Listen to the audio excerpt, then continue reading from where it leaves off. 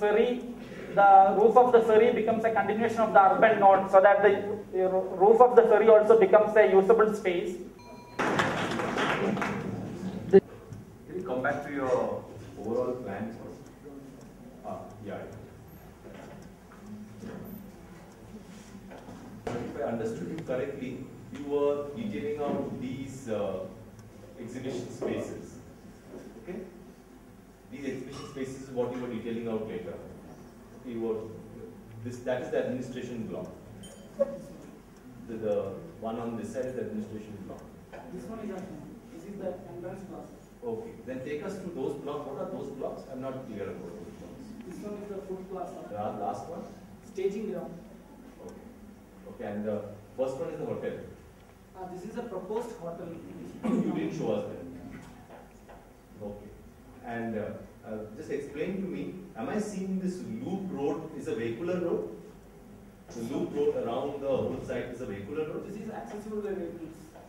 Because these sites acts as an urban recreational node, so people coming in the vehicles, they have separate parking along the periphery. And they come in here, they can go out there.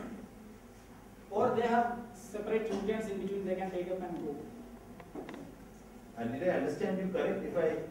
You said at one point of time in the beginning that people will also come by water. But I'm not clear where do they come by water. This is the ferry block.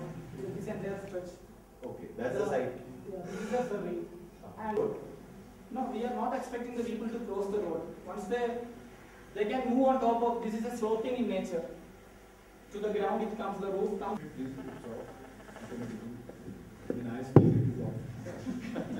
Isn't he? See, coming to an architecture of it. Well, you took this opportunity to show us how many types of structures you know, how many types of shapes you can take, how many types of, well, this you are using this is as an opportunity to do that, then this is not the way in which we work out the whole campus. Justified by you that each type of exhibition, why it required so many different types of form. Like, are you making certain pavilions for specially for certain exhibits, or this is no like? See, again, I think you have a lot of energy, and I think you're very ambitious. Nothing wrong with all these things. It's good. When you want to express this energy, and this is a final year project, you want to be able to communicate something that says, listen, this is what I think about this place, right? What happens is that there is a huge amount of distraction because of energy is getting distributed.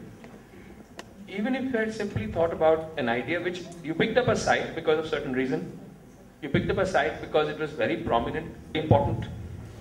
Now somewhere water remained where it was and people went. City metabolism at crossroads. I'd just like to tell you now what this project is all about.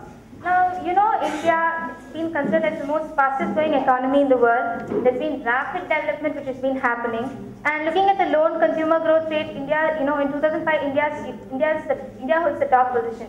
This shows the emerging consumeristic character of the country.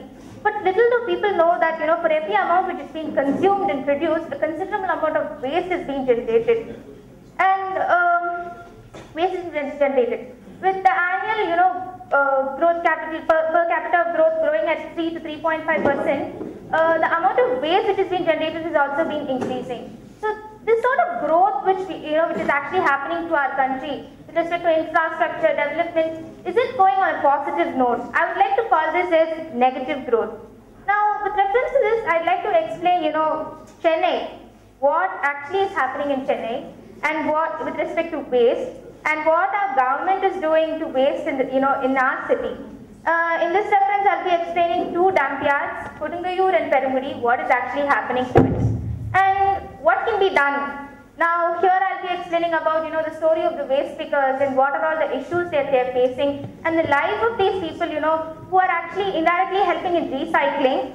And I'll go on with policy development, you know, with respect to how waste can be disposed, followed by contextual program development, architectural program development, etc.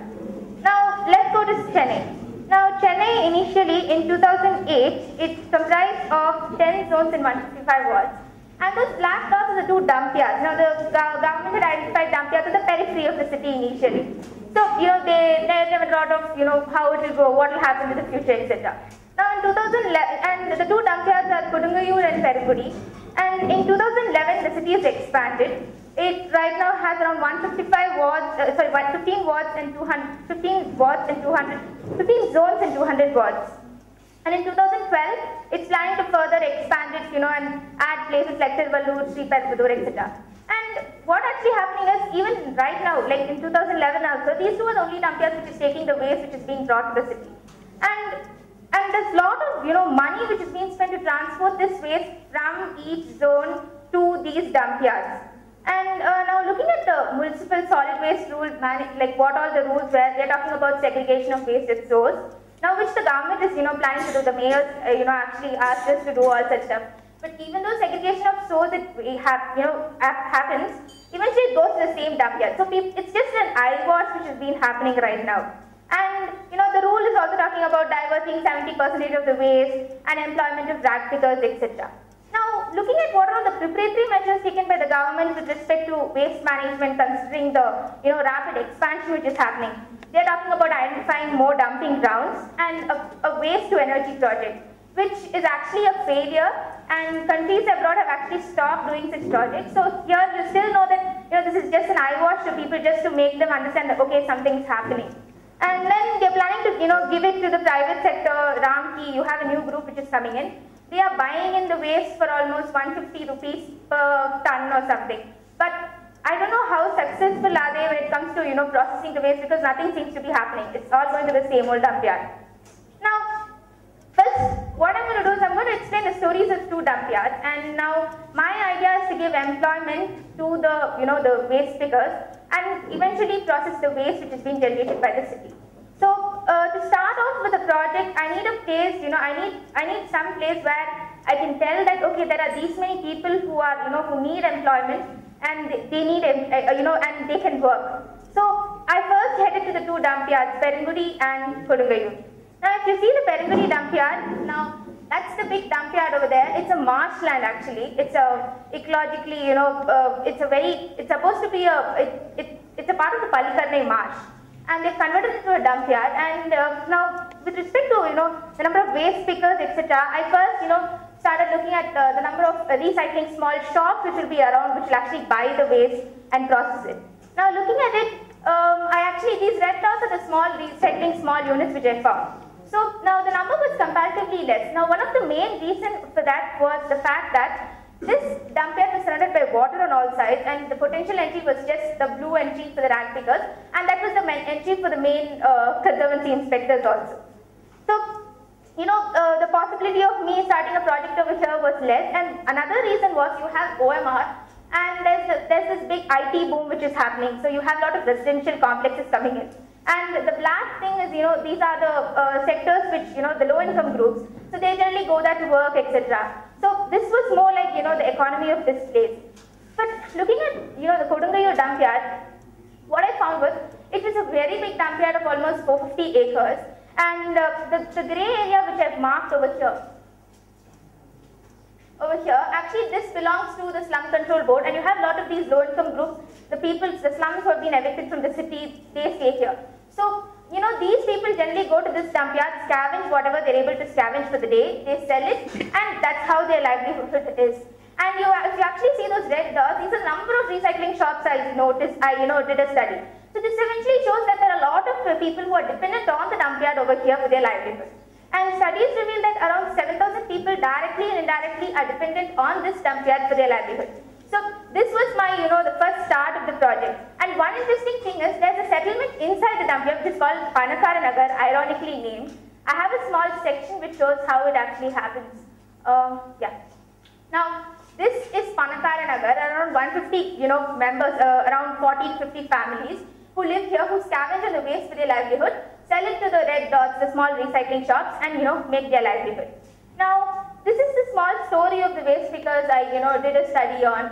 Now, these people, they don't have any other option. All they have to do, for their children, everybody, and the timings also and one more thing is actually, if you see in the older slide, only the entry wall was bound, it was bounded, all the other walls are open. So, the waste pickers could easily go in and, scavenge whatever they see. And one of the interesting things is waste pickers, there are of two types. You have the Pachakupam and Gandakupam. Pachakupam are guys who scavenge fresh garbage from the waste, and Gandakupam are guys who have a magnet, and whatever they scavenge, on that day, they make their livelihood. So there was a need for economic rehabilitation for this entire area, and they need an organization or something which could support them actually. So now I would not like to go to the comparison. Now the comparison, as I already mentioned previously, Kodungallur was better because people would be benefited more for this project if it actually happens, because you have a lot of these slum evicted groups, etc. Now, with this reference, I came up with a small policy as such. Now, the policy comprised of, diverting 80% of the waste from the landfill, bring about economic viability, etc., employment opportunity. And the second thing was, there'll be one waste management facility for one zone, and the waste will not move out of that zone. It will be processed within the zone, and the new products which will be produced will be sold. So it's I'm going to make it like more economically viable. The third thing is there will be door-to-door collection of waste which will be done by all these waste pickers. Authorized waste pickers will be given a job opportunity. The third thing is the waste which will be collected will move to a small collection center at every ward. For example, one zone has 15 wards, so you'll have a small collection center at each ward, and this will go to the main recycling center. And then I'm talking about the recycling market as such. Now, looking at contextual program development, now the amount of waste which I got for this particular Tandiyarpet zone. Now, the Kodungallur dumpyard is inside the Tandiyarpet zone. So annually, when I got the statistics from the corporation, they said that looking at it, I found that every year the waste increased by 10 to 12%. So looking at future for about 10 years, I considered there'll be around 300 tons per day of waste which is going to come. And looking at the statistics, the recent statistics done by NEERI, almost 90% of the waste is only hazardous, the remaining 80% could be processed. So this gives more possibility of my project actually happening. Now, when I'm talking about door-to-door collection of waste, the waste will be segregated into three types, ORS, organic, recyclable, hazardous. Recyclable comprises of plastic, paper, steel, as well as glass. Now, this is a small, study which I did, where I studied the movement of, different types of waste coming from each to be transferred to the waste collection center, and then to the waste management facility, and processing. Now, for processing of waste, I had actually allotted almost 8, just a small snippet as to how I, identified the areas, etc. Now, for example, I'd just like to explain for paper. Now, paper the process involves shredding, screening, de-inking, etc. Now, what I had to do is I had to identify the equipment which is required, correspondingly the speed, and the speed would reflect, and based on the speed, I had to identify the number of equipments which will need, and the corresponding circulation space given my area. So, for each of these materials, I had to calculate this to evolve with my programs. And I also calculated, and also I found that, so based on the speed, I found that within 30 hours, each of this process would actually happen. Now, site details, basically, if you see the site, this area had a lot of trees, so most of my public activities would happen here. I'll explain, how I'm giving the public activities, and the barren land would be my industrial trees this side. Industrial, the institutional, as well as the public-oriented activities. Now, industrial, you have the ward waste which is being, taken to the cities, to the collection center, then the main MRF, the material recovery facility. Now, if you want this industry to work, I need to give employment. So, if I need to give employment, I need to train these people. So, I have a training center and the institute. And now, once the industry starts functioning, I have the recycling market which will produce all the products. So, this will be sold in my public center, which will have the museum, the public park, and also the commercial block, which will sell all these things, which will be more like my public interface of the project, which will, tell people regarding the importance of waste management, etc. Now, what is the overall master plan? As I mentioned initially, this would be my industrial phase where I'd have all the industry, those kind of activities, and that was my public space. Now, the public space, what I've done is, now the public interface comprises the commercial block, a structure code, a museum, recreation park, and I've tried to incorporate it with the industry. I'll tell you how I did it with respect to my design. Yeah, this is my public space. This is the museum and the commercial block. with the industry happening. I just want to, how the public space in the industry works. The industrial block, why I went with, step terraces, all these equipments work on chutes. So the idea of having a slope would be the best option because you have tons of space which is being sent over. So with respect to that, you have, as the process happens, when it goes to the final thing, it reaches the ground, and from there I can just package it and send it to the main, operation terminal where it can be shipped. Now, with respect to public interface, what I can do is, now I wanted the people to see what actually is happening inside the industry. So I developed this green roof, which is incorporated along with the. Yeah. Now, if you see this is the green roof which I was talking about. So people can actually walk through, and you have small platforms which are generated for them to see actually whatever activity is happening inside the industry. And now this is the overall planning. I'd just like to explain the overall section of it. Now, if you actually see, there's a road, there's a big ramp which goes up. As I mentioned in my section, how the waste moves across the slope. Now the waste goes up, so the recyclable waste is dropped into these pits. From here it goes to the conveyor belt. From here you have mechanical separation happening, where the metals and the non-metals are separated, and then you have the manual separation for the non-metals which comprise of paper, plastic, and glass. From here it goes to each of these processes which happen over here, and this side is the public interface where you have the roof which comes over it for people to see what.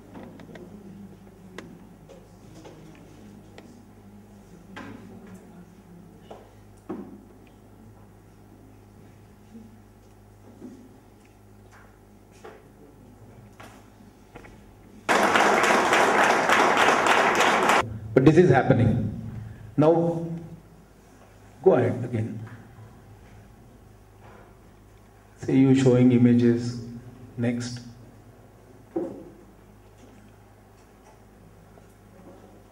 Next. Okay. Next.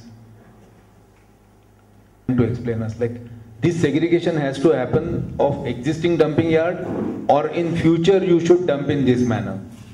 And where the weeding, so where there is a place to do that weeding and segregation, where it should happen, or this is what you propose, or it should be collected in different categories right from the source. Yes, so the thing is, now segregation, when it comes to doorstep, it will be segregated as organic, recyclable, hazardous. Now from this, it will go to the collection center, which will be located at each ward. These black dots are the ward level collection centers. This is entire Madras city? No, sir, this is zone of 2,000 houses or 5,000 houses. So what I'm going to do is, now in this ward, there will be one collection center. Now the waste will be collected by these waste pickers from 9 to 11 and transported to this collection center as ORX. Now from here, they will be collected together, and between 9 to 11, they will be transported to the main waste management facility, which is going to happen over here. Okay, And next. And now from here to go to the waste management facility over here, and here the remaining 18 hours only where I propose the process which is going to happen, and new products will be produced. Do you know who are they? Each zone will have one set facility. Now initially when I mentioned one of the issues was a lot of petrol is being, crores of money is being spent to transport the waste to this particular dump yard. Why not have one facility in each zone which will transport the waste only to this place, and the waste will not move out of this particular zone. So how the waste will come here, but?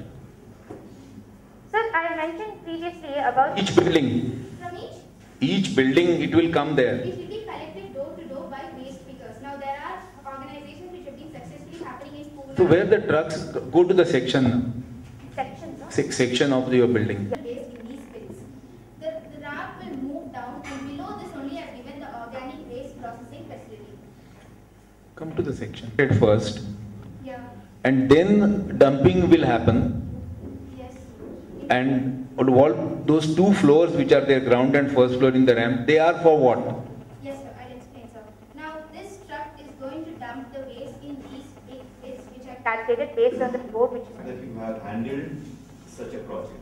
Okay. I considered, I don't know whether you know this term or not, it's a heterotopic project.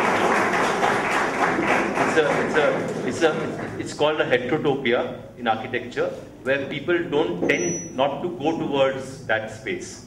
Okay, because heterotopia is considered like there are certain heterotopic spaces.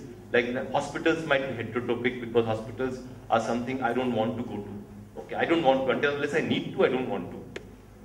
Mental asylums are heterotopic spaces because mental asylums are something I generally would never like to go in.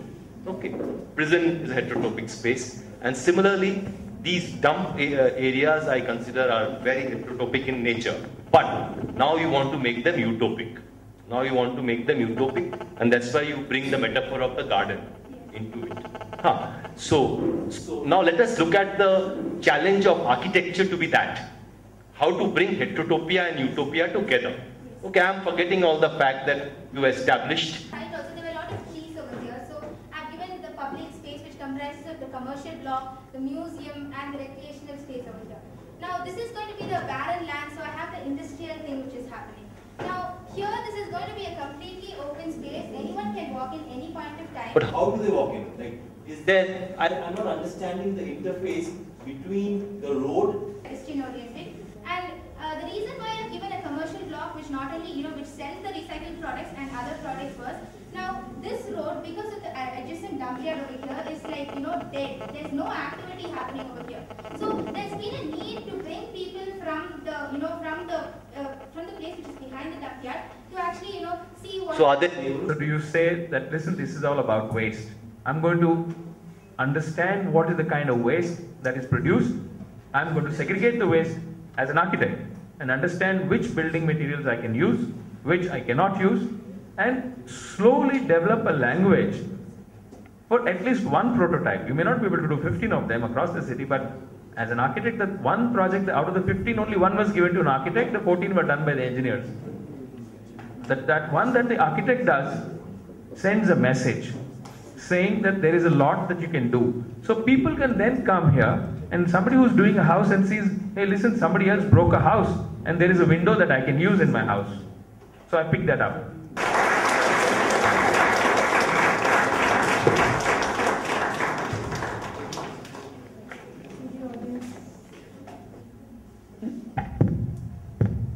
That's that. Thank you, Safia. That was a great presentation. Okay, now we take up Abbas. Abbas, where are you? Okay. I think after this, it's almost.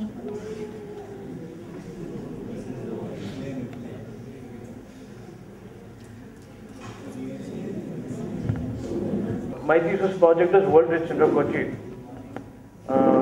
Basically, a World Trade Center to be to define World Trade Center is, a World Trade Center is nothing but it's an organization wherein it is basically based in US, New York, and it's a body wherein it's spread throughout the world, and it is